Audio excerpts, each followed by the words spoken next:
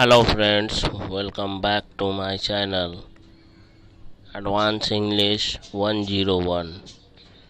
Friends, आज के इस वीडियो में हम लोग 7 नए स्ट्रक्चर्स को सीखेंगे। 7 नए स्ट्रक्चर्स के बारे में सीखेंगे और उससे बनने वाले सेंटेंस के बारे में भी जानेंगे और स्पोकन इंग्लिश का प्रैक्टिस भी करेंगे।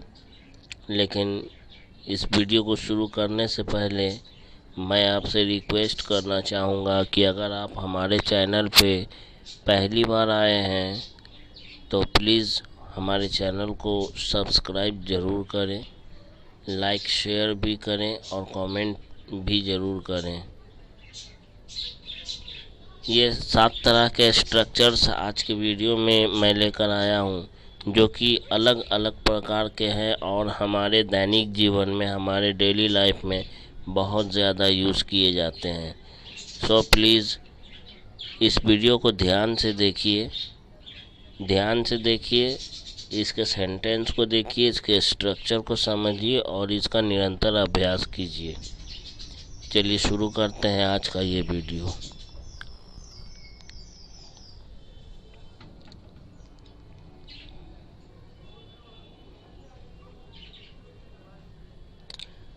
डिफेम समवन, किसी को बदनाम करना।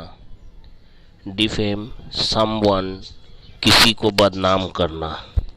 इसका स्ट्रक्चर है subject plus helping verb plus defame plus object noun या pronoun.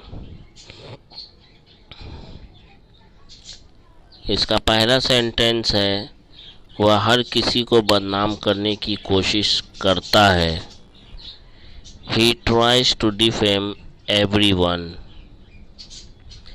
He tries to defame everyone.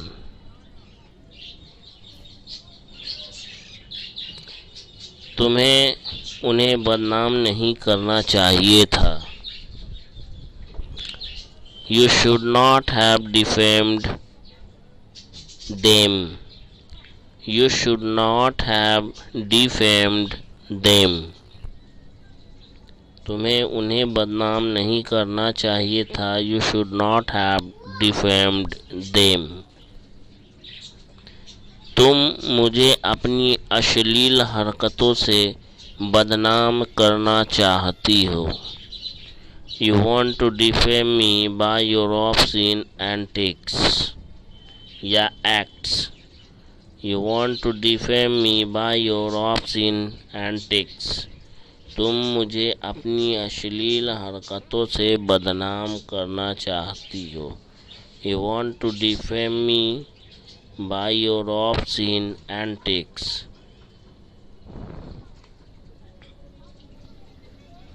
वह तुम्हें बदनाम करेगी। She will defame you. वह तुम्हें बदनाम करेगी। She will defame you. वह तुम्हें बदनाम करेगी। She will defame you. She will defame you. इन लोगों ने भी उन लोगों को बदनाम करने में कोई कसर नहीं छोड़ा। They also did not leave any stone unturned to defame them. They also did not leave any stone unturned to defame them.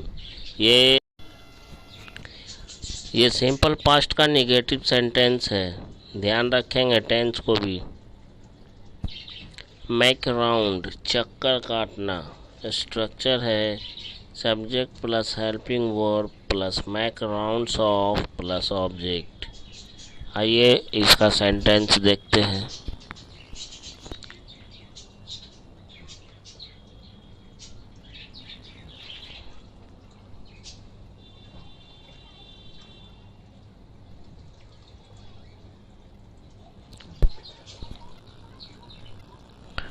मैं पिछले 4 सालों से इंसाफ की आस में कोर्ट के चक्कर लगा रहा हूँ।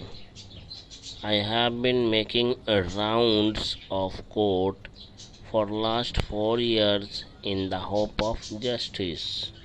I have been making rounds of court for last 4 years in the hope of justice.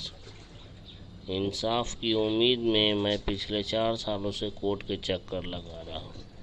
अब उसके घर के चक्कर मत काटना। Now don't take rounds of her house. Round नहीं, राउंड्स ध्यान में रखेंगे, rounds. Now don't take rounds of her house. अब उसके घर के चक्कर मत काटना। Now don't take rounds of her house. अब उसके घर का चक्कर काटने का कोई फायदा नहीं। Now there is no use of making round of her house. Now there is no use of making round of her house. आज उन्हें हॉस्पिटल के चक्कर काटने पड़ रहे हैं। Today they are having to make rounds of hospital. Today they are having to make rounds of hospital. आज उन्हें हॉस्पिटल के चक्कर काटने पड़ रहे हैं। Today, they are having to make rounds of hospital. It has been ages. इसका मतलब होता है ज़माना हो गया या बरसों हो गए। इसके 2 स्ट्रक्चर्स होते हैं।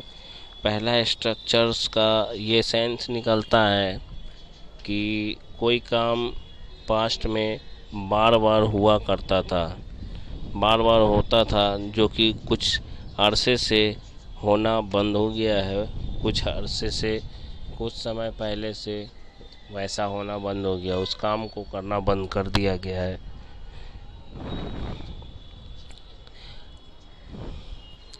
हम लोग को मिले हुए एक ज़माना हो गया है। It has been ages since we have met. और दूसरा इसका है, दूसरा स्ट्रक्चर का सेंस ये निकलता है कि कोई काम पास्ट में केवल एक बार ही हुआ और वो काम दोबारा नहीं हुआ, वो काम हुए एक ज़माना बीत चुका है। दूसरे स्ट्रक्चर का यही सेंस होता है। हम लोग को वहाँ गए हुए ज़माना हो गया। It has been ages since we have gone there. और सेकेंड स्ट्रक्चर की बात करें तो ये ऐसे बनेगा, It has been ages since we went there. हम लोगों को वहाँ गए हुए ज़माना हो गया। It has been ages since we have gone there. या इस तरह से बोल सकते हैं, It has been ages since he came here.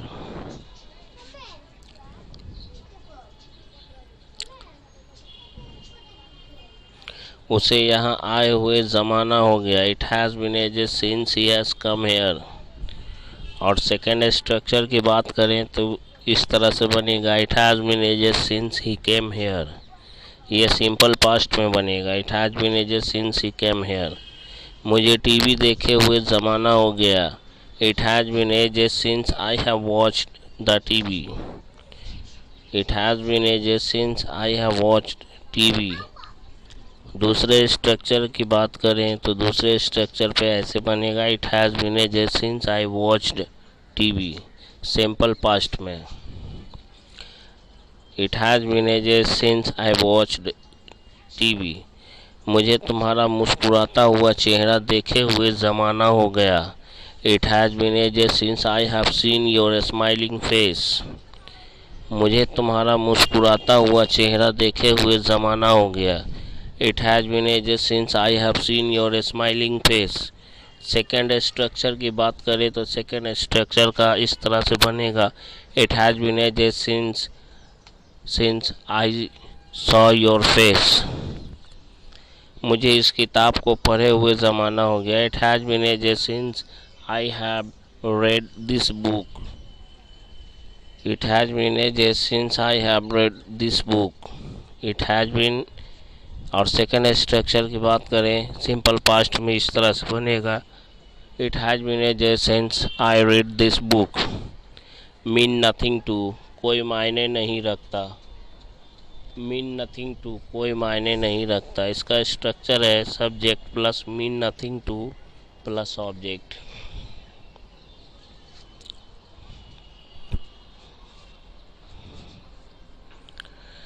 तुम्हारे पैसे मेरे लिए कोई मायने नहीं रखते, या तुम्हारे पैसों से मेरा कोई लेना देना नहीं है। I mean nothing to your money. I mean nothing to your money. तुम्हारे पैसे से मेरा कोई लेना देना नहीं है। I mean nothing to money, your money. अब मेरे लिए वह कोई मायने नहीं रखती, या अब मेरा उससे कोई लेना देना नहीं है, या इस तरह से कहें, अब मेरा उससे कोई मतलब नहीं है। She mean nothing to me. She means nothing to me. तुम मेरे लिए कोई मायने नहीं रखते, या मेरा तुमसे कोई मतलब नहीं है। You mean nothing to me. You mean nothing to me. तुम मेरे लिए कोई मायने नहीं रखते, या मेरा तुमसे कोई मतलब नहीं है। You mean nothing to me. ये रिश्ता मेरे लिए कोई मायने नहीं रखता, या इस रिश्ते का कोई मतलब नहीं। This relationship means nothing to me. This relationship means nothing to me. ये रिश्ता मेरे लिए कोई मायने नहीं रखता। This relationship means nothing to me. अगला है एलोंगेट द मैटर, बात को बढ़ाना। एलोंगेट द मैटर, बात को बढ़ाना। इसका स्ट्रक्चर होगा subject plus helping verb plus elongate the matter plus other words. आइए देखते हैं इसका पहला सेंटेंस। तुम बात बढ़ा रहे हो। You are elongating the matter. You are elongating the matter. मैं बात को बढ़ाना नहीं चाहता हूँ। I don't want to elongate the matter. मैं बात को नहीं बढ़ाना चाहता हूँ। I don't want to elongate the matter.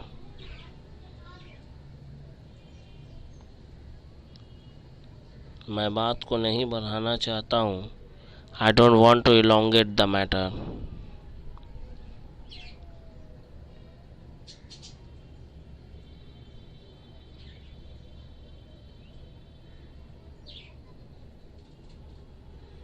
अब बात बढ़ चुकी है। Now the matter has been elongated.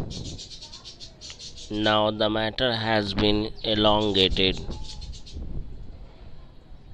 अब बात बढ़ चुकी है। Now the matter has been elongated. Do crazy stuff, पागलपंती करना। डू क्रेजी स्टफ, पागलपंती करना। तुम हमेशा पागलपंती करते हो। You always do crazy stuff. You always do crazy stuff. तुम हमेशा पागलपंती करते हो। You always do crazy stuff. पागलपंती मत करो। Don't do crazy stuff. Don't do crazy stuff. पागलपंती क्यों कर रहे हो? Why are you doing crazy stuff? पागलपंती क्यों कर रहे हो? Why are you doing crazy stuff? वह पागलपंती कर रहा था, इसलिए मैंने उसे थप्पड़ मारा। He was doing crazy stuff, that's why I slapped him. He was doing crazy stuff, that's why I slapped him. तुम पागलपंती करना बंद करोगे? Now. तुम पागलपंती करना कब बंद करोगे? When will you stop doing crazy stuffs? On the behalf of की ओर से। मैं अपने बेटे की ओर से माफ़ी मांगता हूँ। I apologise on behalf of my son. I apologise on behalf of my son. Apologise का मतलब होता है माफ़ी।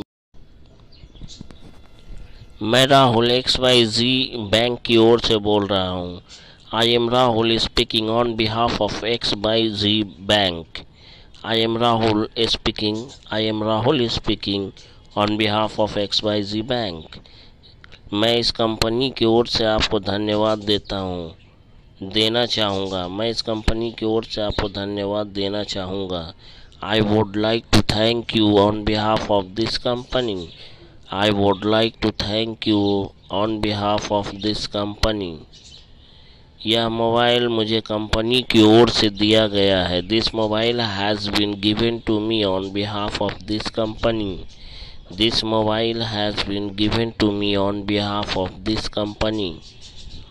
This mobile has been given to me, ये पैसिव वॉइस का है. ये this mobile has been given to me on behalf of this company. So guys, that's all for today's video. See you in the next video with new lessons. Till then, goodbye.